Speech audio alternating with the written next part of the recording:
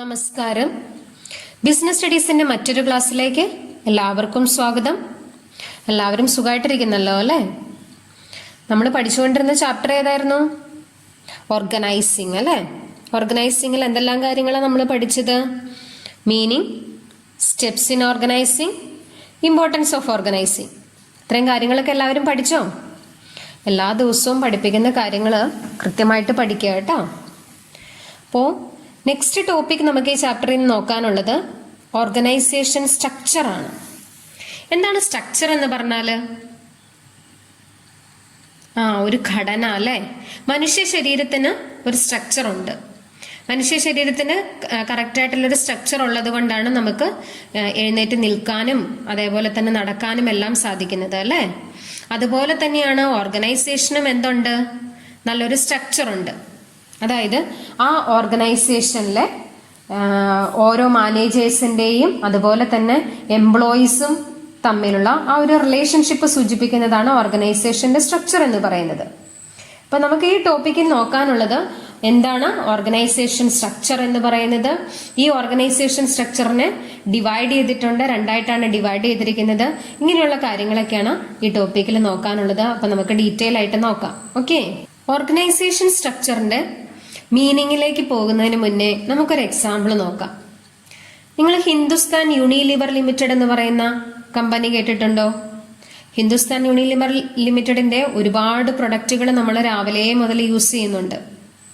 കുളിക്കാനായിട്ട് ഉപയോഗിക്കുന്ന ലെക്സ്, അതേപോലെ തന്നെ പൗഡറായിട്ട് ഉപയോഗിക്കുന്ന പോൺസ്, നമ്മൾ വാഷ് ചെയ്യാനായിട്ട് ഉപയോഗിക്കുന്ന സർഫ് എക്സല്, അതുപോലെ തന്നെ ലൈഫ് ബോയ്, ഇതൊക്കെ എന്ന് പറയുന്നത് ഹിന്ദുസ്ഥാൻ യൂണിലിവർ ലിമിറ്റഡിന്റെ പ്രൊഡക്റ്റുകളാണ്.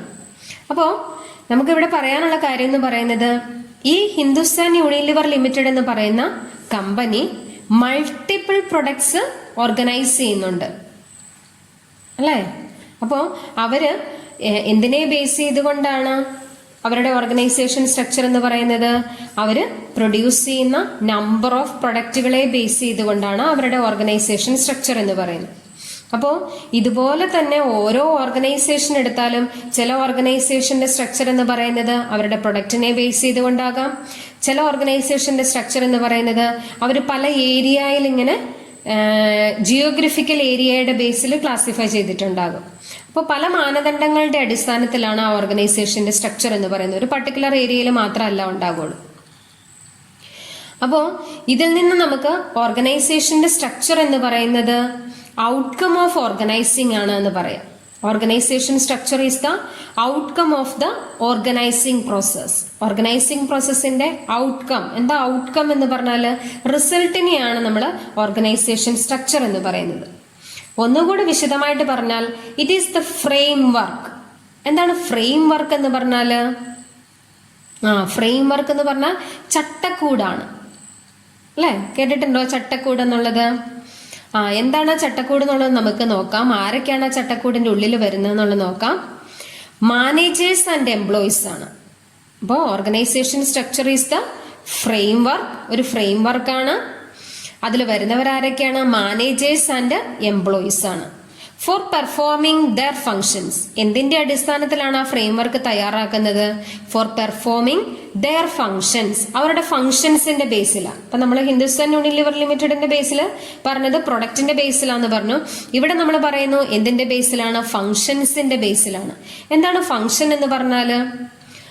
ആ ഓർഗനൈസേഷനിലെ മാനേജേഴ്സും എംപ്ലോയീസും നമ്പർ ഓഫ് ആക്ടിവിറ്റീസ് ചെയ്യുന്നുണ്ട്. ആ ചെയ്യുന്ന ആക്ടിവിറ്റിക്കാണ് നമ്മൾ ഫങ്ഷൻ എന്ന് പറയുന്നത്. ആ ഫങ്ഷന്റെ ബേസിൽ അവർ പെർഫോം ചെയ്യുന്ന ഫങ്ഷന്റെ ബേസിൽ മാനേജേഴ്സിനെയും അതുപോലെ തന്നെ എംപ്ലോയീസിനെയും ഒരു ഫ്രെയിം വർക്കിൽ തയ്യാറാക്കുന്നതിനെയാണ് ഓർഗനൈസേഷൻ സ്ട്രക്ചർ എന്ന് പറയുന്നത്. ഓക്കെ, അപ്പോൾ ഒന്നുകൂടെ സിമ്പിളായിട്ട് പറഞ്ഞു കഴിഞ്ഞാൽ organisation structure states the relationship among various positions and activities. Various positions and activities. ആരുടെ പൊസിഷൻസ് ആണ്? മാനേജേഴ്സിന്റെയും എംപ്ലോയീസിന്റെയും പൊസിഷൻസും അവരുടെ റിലേഷൻഷിപ്പും സൂചിപ്പിക്കുന്നതിനെയാണ് ഓർഗനൈസേഷൻ സ്ട്രക്ചർ എന്ന് പറയുന്നത്. ഓക്കെ, അപ്പൊ രണ്ട് കാര്യങ്ങൾ അവിടെ ഓർത്താൽ മതി. ഓർഗനൈസേഷൻ സ്ട്രക്ചർ എന്ന് പറയുന്നത് ഓർഗനൈസിംഗ് പ്രോസസ്സിന്റെ ഔട്ട്കം ആണ്. രണ്ടാമത് നമ്മൾ പറഞ്ഞു ഓർഗനൈസേഷൻ സ്ട്രക്ചർ എന്ന് പറയുന്നത് it is A frame work. ഒരു ചട്ടക്കൂട് തയ്യാറാക്കലാണ്. ആർക്കുള്ള ചട്ടക്കൂടാണ് അത്? ആരുടെ ഡ്യൂട്ടിയെ പറ്റിയാണ് പറയുന്നത്? For managers and employees. എന്തിനു വേണ്ടിയിട്ടുള്ളതാണ്? For performing their functions. Okay, ചെറിയൊരു പോയിന്റും കൂടെ പറഞ്ഞിട്ട് നമുക്ക് ടൈപ്സ് ഓഫ് ഓർഗനൈസേഷൻ സ്ട്രക്ചറിലേക്ക് കടക്കാം. അതാണ് സ്പാൻ ഓഫ് മാനേജ്മെന്റ് എന്ന് പറയും. സ്പാൻ ഓഫ് മാനേജ്മെന്റ് കൊണ്ട് ഉദ്ദേശിക്കുന്നത് it refers to the number of subordinates that can be effectively managed by a superior. Number of സബോർഡിനേറ്റ്സിനെ ഒരു മാനേജർ അല്ലെങ്കിൽ ഒരു സുപ്പീരിയർ സൂപ്പർവൈസ് ചെയ്യുന്നതിനെയാണ് എന്തെന്ന് പറയുന്നത്? സ്പാൻ ഓഫ് മാനേജ്മെന്റ് എന്ന് പറയുന്നത്. നമുക്കിപ്പോൾ ഈ പിക്ചറിൽ നോക്കിയാൽ കാണാനായിട്ട് സാധിക്കും ഡിഫറെന്റ് ലെവൽസ്. നമ്മൾ ഫസ്റ്റ് ചാപ്റ്ററിൽ പഠിച്ചതാണ് levels of management. Top level, middle level, lower level, ഇങ്ങനെ 3 ലെവൽസ് ആണുള്ളത് അല്ലേ. അപ്പോൾ ഓരോ ലെവലിലും നമ്പർ ഓഫ് സബോർഡിനേറ്റ്സ് ഉണ്ട്. ഈ നമ്പർ ഓഫ് സബോർഡിനേറ്റ്സിനെ ഏറ്റവും മുകളിലുള്ള ഒരു സുപ്പീരിയർ ഇഫക്റ്റീവായിട്ട് സൂപ്പർവൈസ് ചെയ്യുന്ന പ്രോസസ്സിനെയാണ് എന്തെന്ന് പറയുന്നത്? സ്പാൻ ഓഫ് മാനേജ്മെന്റ് എന്ന് പറയുന്നത്. ഓക്കെ, അപ്പം നമുക്ക് നമ്മുടെ സ്കൂളിൽ ഒരു എക്സാമ്പിൾ എടുക്കാം. നിങ്ങൾ സ്റ്റുഡൻസ് ഉണ്ട്, നിങ്ങൾ ടീച്ചേഴ്സ് ഉണ്ട്. അപ്പോൾ നമ്മളെ എല്ലാവരെയും സൂപ്പർവൈസ് ചെയ്യാൻ വേണ്ടിയിട്ട് ആരുണ്ട്? പ്രിൻസിപ്പൾ ഉണ്ട് അല്ലേ. അപ്പോൾ പ്രിൻസിപ്പളിന്റെ താഴെ ടീച്ചേഴ്സ്, ടീച്ചേഴ്സിന്റെ താഴെ സ്റ്റുഡൻസ്. അപ്പോൾ ഈ നമ്പർ ഓഫ് പീപ്പിൾസിനെ സൂപ്പർവൈസ് ചെയ്യുന്ന ആളാണ് പ്രിൻസിപ്പൾ എന്ന് പറയുന്നത്. ഇതുപോലെ തന്നെയാണ് ഓർഗനൈസേഷനിലും നമ്പർ ഓഫ് സബോർഡിനേറ്റ്സ് ഉണ്ട്. ഈ നമ്പർ ഓഫ് സബോർഡിനേറ്റ്സിനെ ഒരു സുപ്പീരിയർ ഇഫക്റ്റീവായിട്ട് മാനേജ് ചെയ്യുന്ന പ്രോസസ്സിനെയാണ് എന്ത് പേര് പറയുന്നത്? സ്പാൻ ഓഫ് മാനേജ്മെന്റ് എന്ന് പറയുന്നത്.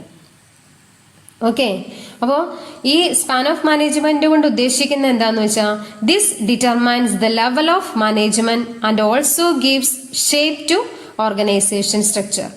ഓർഗനൈസേഷൻ സ്ട്രക്ചറിന്റെ ഷേപ്പും കൂടിയാണ് ഏതെന്ന് പറയുന്നത്? സ്പാൻ ഓഫ് മാനേജ്മെന്റ് എന്ന് പറയുന്നത്. ഓക്കെ, നെക്സ്റ്റ് ടോപ്പിക് എന്ന് പറയുന്നത് ടൈപ്സ് ഓഫ് ഓർഗനൈസേഷൻ സ്ട്രക്ചർ ആണ്. Organization structure can be classified under 2 categories. 2 കാറ്റഗറീസിന്റെ ബേസിലാണ് ഓർഗനൈസേഷൻ സ്ട്രക്ചറിനെ ക്ലാസിഫൈ ചെയ്യുന്നത്. ഫസ്റ്റ് വൺ പറയുന്നു ഫങ്ഷണൽ സ്ട്രക്ചർ, സെക്കൻഡ് വൺ എന്ന് പറയുന്നത് ഡിവിഷണൽ സ്ട്രക്ചർ. ഇങ്ങനെ 2 സ്ട്രക്ചറിന്റെ ബേസിലാണ് ക്ലാസിഫൈ ചെയ്യുന്നത്. ഒന്ന് ഫങ്ഷണൽ സ്ട്രക്ചർ, മറ്റൊന്ന് ഡിവിഷണൽ സ്ട്രക്ചർ. എന്താണ് ഫങ്ഷണൽ സ്ട്രക്ചർ എന്ന് പറഞ്ഞാൽ? On the basis of functions to be performed. എന്തിന്റെ അടിസ്ഥാനത്തിലാണ്? ആ ഓർഗനൈസേഷനിൽ ചെയ്യുന്ന ഫങ്ഷൻസിന്റെ ബേസിൽ ക്ലാസിഫൈ ചെയ്യുന്നതിനെയാണ് ഫങ്ഷണൽ സ്ട്രക്ചർ എന്ന് പറയുന്നത്. നമുക്കറിയാം ഒരു ലാർജ് ഓർഗനൈസേഷനെ സംബന്ധിച്ച് അവിടെ നമ്പർ ഓഫ് ഫങ്ഷൻസ് ഉണ്ട്. പ്രൊഡക്ഷൻ എന്ന് പറയുന്നത് ഒരു ഫങ്ഷനാണ്. ആ ഡിപ്പാർട്ട്മെന്റിനെ നമ്മൾ പ്രൊഡക്ഷൻ ഡിപ്പാർട്ട്മെന്റ് എന്ന് പറയും. മാർക്കറ്റിംഗ് എന്ന് പറയുന്നത് മറ്റൊരു ഫംഗ്ഷനാണ്.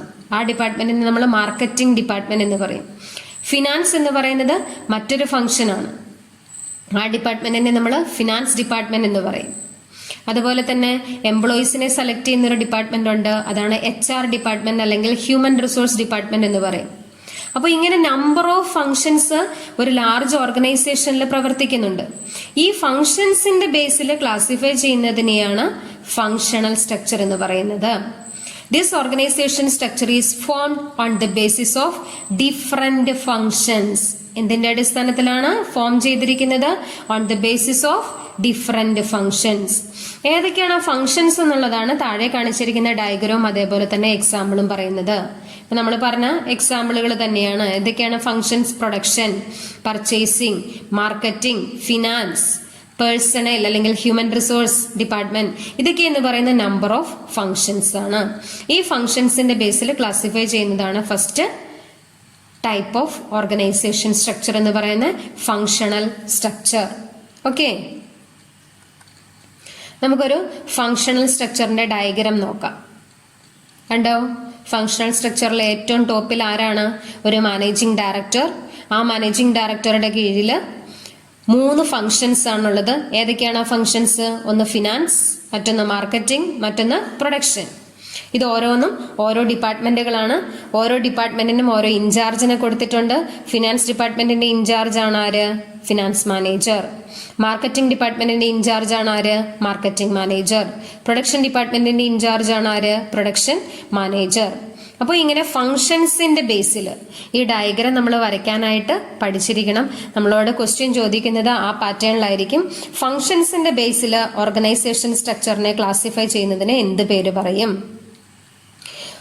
ഫങ്ഷൻസിന്റെ ബേസിൽ ക്ലാസിഫൈ ചെയ്യുന്ന ഓർഗനൈസേഷൻ സ്ട്രക്ചറാണ് ഫങ്ഷണൽ സ്ട്രക്ചർ എന്ന് പറയുന്നത്. അതിന്റെ ഒരു ഡയഗ്രം വരയ്ക്കാനായിട്ട് ആവശ്യപ്പെട്ടാൽ നമുക്ക് വരയ്ക്കാവുന്ന ഡയഗ്രമാണ്. ഇനി അതിൽ തന്നെ മാർക്കറ്റിംഗ് എന്ന് പറയുന്ന ഒരു ഡിപ്പാർട്ട്മെന്റ് എടുക്കണം. ആ മാർക്കറ്റിംഗ് ഡിപ്പാർട്ട്മെന്റിൽ എന്തെല്ലാം ആക്ടിവിറ്റീസ് ആണ് ചെയ്യുന്നത് എന്നുള്ളതാണ് താഴേക്ക് കാണിച്ചിരിക്കുന്നത്. എന്തൊക്കെയാണ് മാർക്കറ്റിംഗ് ഡിപ്പാർട്ട്മെന്റിന്റെ ഫങ്ഷൻസ് അല്ലെങ്കിൽ ആക്ടിവിറ്റീസ് എന്ന് പറയുന്നത്? ഒന്ന് അഡ്വർടൈസ്മെന്റ്, മാർക്കറ്റിംഗ് ഡിപ്പാർട്ട്മെന്റിന്റെ ആക്ടിവിറ്റിയാണ്. സെയിൽസ്, അതുപോലെ തന്നെ കസ്റ്റമർ സർവീസ് അല്ലെങ്കിൽ ആഫ്റ്റർ സെയിൽ സർവീസ്, ഇതൊക്കെ എന്ന് പറയുന്ന ഏത് ഡിപ്പാർട്ട്മെന്റിന്റെ ഫംഗ്ഷനാണ്? മാർക്കറ്റിംഗ് ഡിപ്പാർട്ട്മെന്റിന്റെ ഫംഗ്ഷനാണ്. അപ്പോൾ മാനേജിംഗ് ഡയറക്ടർ, ആ മാനേജിംഗ് ഡയറക്ടറുടെ താഴെ അവർ ചെയ്യുന്ന ഫംഗ്ഷൻസിന്റെ ബേസിൽ 3ആയിട്ട് ക്ലാസിഫൈ ചെയ്തിരിക്കുന്നു. ഇനി നമുക്ക് ഇത് മാത്രം വേണമെന്നില്ല കേട്ടോ, വേറെയും കൊടുക്കാവുന്നതാണ്. ഇപ്പോൾ ഫിനാൻസിന് പകരമായിട്ട് നമുക്ക് വേണമെന്നുണ്ടെങ്കിൽ പർച്ചേസ് മാനേജറെ കൊടുക്കാം, അതല്ലെന്നുണ്ടെങ്കിൽ ഫിനാൻസ് മാനേജറെ കൊടുക്കാം. അപ്പൊ ഏത് ഫംഗ്ഷൻ ആണോ പറയുന്നത് ആ ഫംഗ്ഷൻസിന്റെ ബേസിൽ ക്ലാസിഫൈ ചെയ്യുന്ന സ്ട്രക്ചറാണ് ഫങ്ഷണൽ സ്ട്രക്ചർ. ഇപ്പൊ ഡയഗ്രാം കൂടെ കണ്ടപ്പോൾ നിങ്ങൾക്ക് കുറച്ചുകൂടെ മനസ്സിലായി കാണുമെന്ന് വിചാരിക്കണം. അപ്പോൾ ടൈപ്സ് ഓഫ് ഓർഗനൈസേഷൻ സ്ട്രക്ചറിനെ 2ആയിട്ടാണ് ക്ലാസിഫൈ ചെയ്യുന്നത്. ഒന്ന് ഫങ്ഷണൽ സ്ട്രക്ചർ, മറ്റൊന്ന് ഡിവിഷണൽ സ്ട്രക്ചർ. ഫങ്ഷണൽ സ്ട്രക്ചർ എന്ന് പറഞ്ഞാൽ എന്താണ്? On the basis of function, ഫംഗ്ഷന്റെ ബേസിൽ ക്ലാസിഫൈ ചെയ്യുന്നതാണ്. ഫംഗ്ഷൻ എന്ന് പറഞ്ഞാൽ എന്തൊക്കെയാണ് ഓർഗനൈസേഷനിലെ function? Purchasing, sales, marketing, production, finance, ഇതൊക്കെയാണ് ഓർഗനൈസേഷനിലെ ഫംഗ്ഷൻസ് എന്ന് പറയുന്നത്. ഇതിന്റെ ബേസിൽ ക്ലാസിഫൈ ചെയ്യുന്നതാണ് functional structure. Okay, next topic എന്ന് പറയുന്നത് സ്യൂട്ടബിലിറ്റി ഓഫ് ഫങ്ഷണൽ സ്ട്രക്ചർ ആണ്. എങ്ങനെയൊക്കെയുള്ള സാഹചര്യത്തിലാണ് ഫങ്ഷണൽ സ്ട്രക്ചർ സ്യൂട്ടബിൾ ആകുന്നത് എന്നുള്ളതാണ് ഇവിടെ പറയുന്നത്. ഫസ്റ്റ് സ്യൂട്ടബിലിറ്റി എന്ന് പറയുന്നത് when the size of organisation is large. ഒരു ലാർജ് സൈസ് ഓർഗനൈസേഷനിലാണ് ഫങ്ഷണൽ സ്ട്രക്ചർ സ്യൂട്ടബിൾ ആകുള്ളൂ. കാരണം നമ്മളിപ്പോൾ കണ്ടു ഡിഫറെന്റ് ആക്ടിവിറ്റീസിന്റെ ബേസിൽ ക്ലാസിഫൈ ചെയ്യുന്നത് കണ്ടു. പർച്ചേസ്, പ്രൊഡക്ഷൻ, ഫിനാൻസ് എന്നൊക്കെ പറഞ്ഞുകൊണ്ട് ക്ലാസിഫൈ ചെയ്യണമെന്നുണ്ടെങ്കിൽ എങ്ങനെയുള്ള ഓർഗനൈസേഷനിലാണ് സാധ്യമാകുന്നുള്ളൂ? ലാർജ് ഓർഗനൈസേഷനെ സംബന്ധിച്ച് സാധ്യമാകുന്നുള്ളൂ. അപ്പൊ when the size of organisation is large. ഇനി രണ്ടാമത്തെ എന്ന് പറയുന്നതാണ് whether are diversified activities. നമുക്കറിയാം നമ്പർ ഓഫ് ഫംഗ്ഷൻസിന്റെ ബേസിൽ ക്ലാസിഫൈ ചെയ്യുമ്പോൾ തന്നെ അവിടെ നമ്പർ ഓഫ് ആക്ടിവിറ്റീസ് ഉണ്ട്.